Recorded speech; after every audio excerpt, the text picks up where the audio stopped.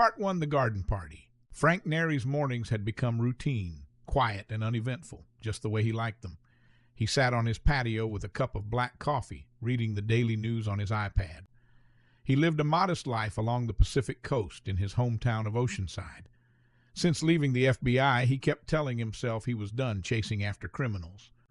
Done with the sleepless nights, the endless adrenaline rush, and most of all, the sense of always being 2 steps behind the next disaster.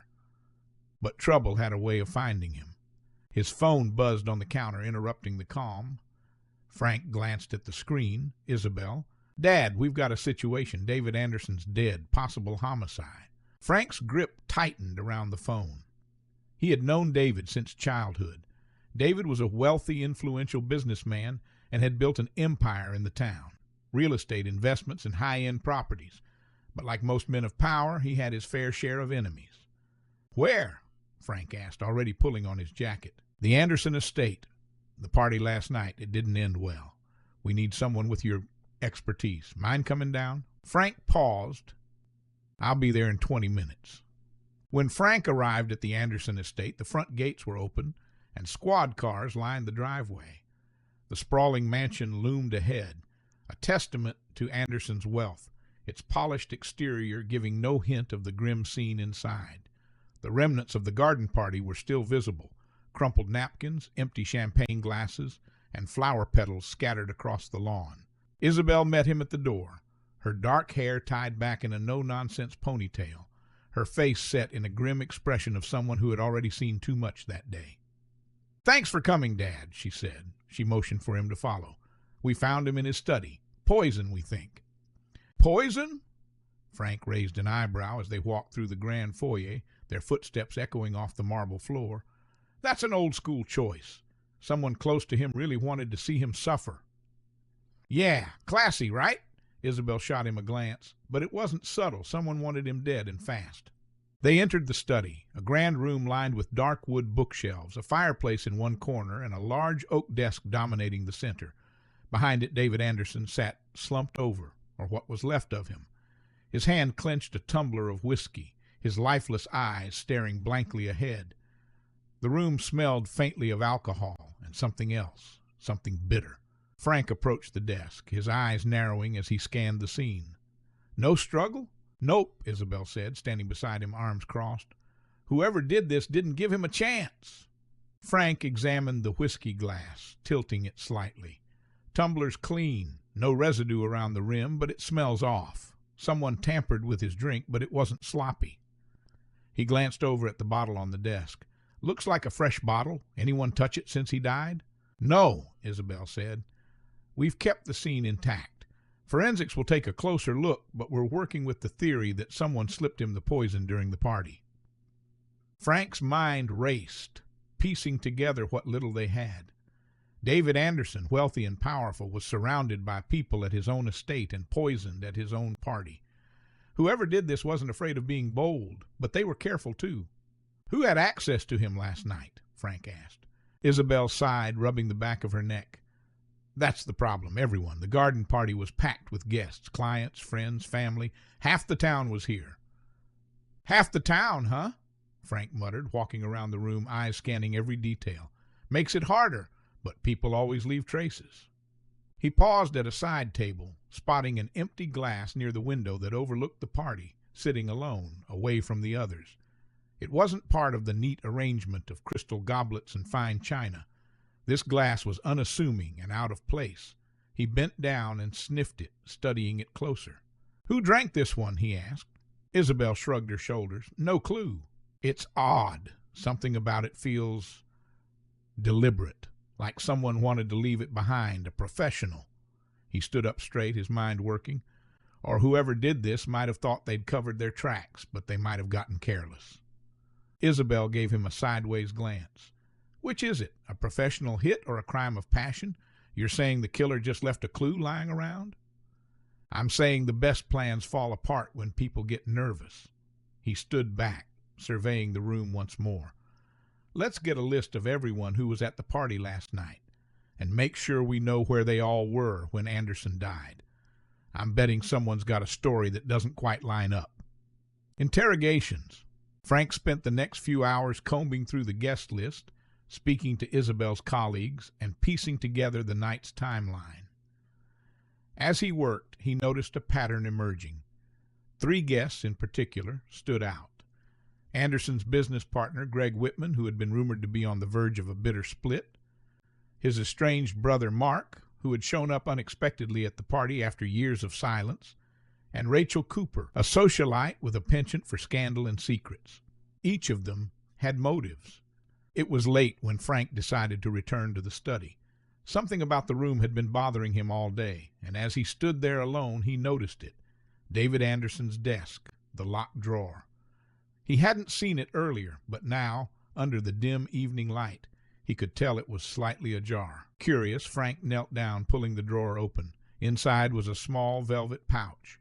He untied it, and inside was a vial, empty but with faint traces of liquid still clinging to the sides. Poison. "Gotcha," Frank whispered to himself. The killer had been sloppy after all. The vial was a crucial piece of evidence, something Isabel's team had yet to discover. Whoever had poisoned David Anderson had left behind more than whispers. They'd left a trail. But Frank needed more than physical evidence. He needed to find the cracks in the stories of those closest to the victim. The following day, Frank brought Greg Whitman to the station for questioning. They sat opposite each other in the cold interrogation room. Greg was a polished man in his mid-50s with sharp features and an even sharper demeanor. His slick-back hair and immaculate suit didn't match the exhaustion in his eyes. "I've already told Isabel everything," Greg said, leaning back in the metal chair. "David and I had our differences, but I had no reason to kill him. We were business partners." Frank raised an eyebrow. "Business partners? Sure.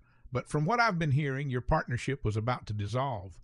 Rumors of a hostile split, deals falling through, investors getting cold feet." Greg's jaw clenched. "Those are rumors. We were handling things internally." Frank glanced at the file in front of him, tapping it lightly with his fingers. "I find it interesting that someone poisoned David. Not shot, not stabbed. Poisoned. A method that requires planning, patience. It's a slow, deliberate way to kill someone.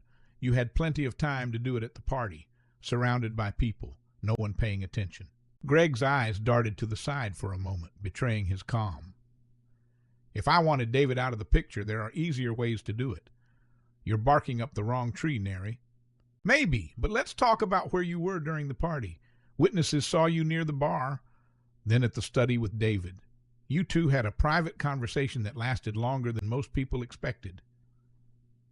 Greg's hands gripped the edge of the table, knuckles white. "We discussed business, nothing more." Frank studied him, then smiled faintly. "Funny how the most successful men still manage to make the worst liars. We'll come back to you." Frank walked out of the room and into the adjacent room. Frank now sat across from Mark Anderson. David's younger brother had always lived in David's shadow, a fact that didn't seem to sit well with him.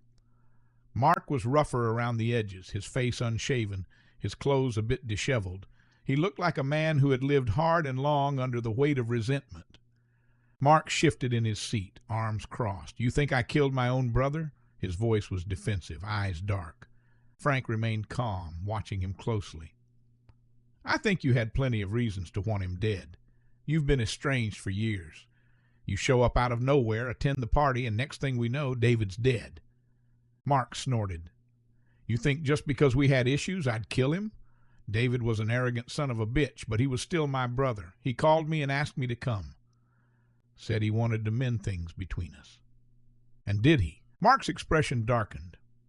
"We barely talked. He was too busy entertaining his high society friends. He didn't give a damn about making things right. It was all for show." Frank leaned forward. "But you were alone with him in the study. Same place we found him dead. The perfect opportunity." "I didn't touch him," Mark snapped, slamming a hand on the table. "Yeah, I hated him, but I didn't kill him." Frank's eyes narrowed. "You're angry, Mark. You've been angry for a long time. Anger festers. Did it finally boil over last night?" Mark's face twisted with frustration. "Believe what you want, but I didn't kill him." The final interrogation was Rachel Cooper. Her appearance was immaculate, as always. Dressed in designer clothes, her red lipstick flawless, Rachel seemed unfazed by the situation, but Frank knew better. Her calm exterior was a mask. "You were close to David, weren't you?" Frank asked, his tone neutral. Rachel smiled faintly, crossing her legs. "We were friends." "Friends?" Frank pressed. "Is that what they call it now?" Rachel's eyes flashed briefly with annoyance. "Look, whatever you think you know, it doesn't matter. I didn't kill David. We hadn't been involved for years. But you still cared about him, didn't you? You were seen at his side most of the night. Witnesses said you seemed upset when he left the party." Rachel's expression hardened. "Of course I was upset. He asked me to join him in the study. He told me it was over and asked me to leave quietly. But that doesn't mean I killed him." Frank leaned in slightly. "You're smart, Rachel, calculating. Poison is a method that takes cunning, patience, but it's also traceable. We found the vial. I'll bet forensics will find traces of it on your hands or in your belongings." Rachel's composure cracked for a second, her eyes widening, but she quickly recovered. "You can search all you want. You won't find anything." Frank stood slowly, walking toward the door. "We'll see." The climax. That evening, Frank returned to the Anderson estate. He couldn't shake the feeling that there was something crucial he had missed. He stood in the study again, staring at the place where David Anderson had met his fate. And then it hit him. The glass. The whiskey glass by the window had David's fingerprints on it, with traces of poison inside, but there wasn't any in the glass he was found holding. That meant the poison was for someone else. Frank's mind raced. The killer hadn't meant to poison David. They had meant to poison someone else at the party. He pulled out his phone and called Isabel.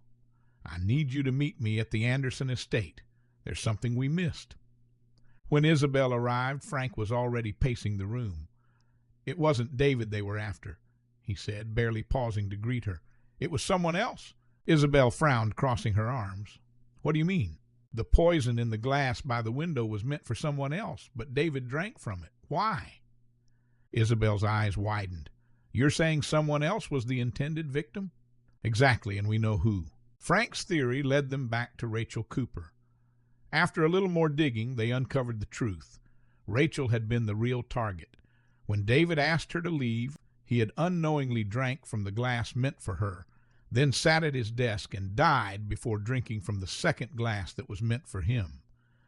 Greg Whitman, desperate to take over the company and tired of Rachel's influence over David, had arranged the whole thing. Confronted with the evidence, Greg finally broke down, admitting to everything. He had intended to kill Rachel, knowing her death would distract David long enough to gain control of the company. But his plan had gone awry when David drank both glasses. Frank stood with Isabel, looking out over the Anderson estate. "You've still got it," Isabel said with a small smile. Frank nodded, though the weight of the case hung over him. "Maybe. But it's not about what I've got. It's about justice." Isabel looked at him for a long moment before nodding. "Yeah, and you got it?" As they left the estate behind, Frank couldn't help but feel that old rush, the sense of having solved another puzzle. Maybe retirement wasn't as peaceful as he'd thought, but then again, maybe that was exactly how it was meant to be.